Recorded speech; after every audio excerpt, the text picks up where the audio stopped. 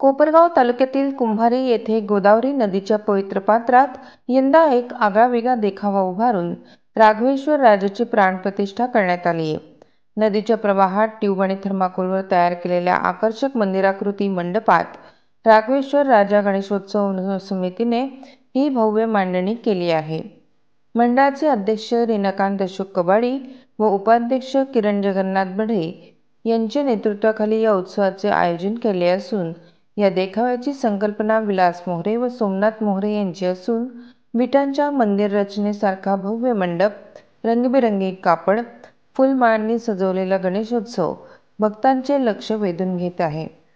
संपूर्ण उत्सवाला श्री श्री 108 सद्गुरू राघवेश्वर नंदगिरीजी महाराज यांचे मार्गदर्शन लाभले आहे. 10 दिवस गणपती बाप्पाचे दर्शन घेण्यासाठी भाविकांसाठी खास व्यवस्था करण्यात आली आहे. गणेश भक्तांच्या उत्साहामुळे गोदावरीच्या काठावर भक्तिरसाची प्रचिती येत असून जयघोषाने संपूर्ण परिसर दुमदुमून गेला आहे. प्रतिनिधी विशाल लोंढेसह मुबीन खान, माय न्यूज, कुंभारी, कोपरगाव.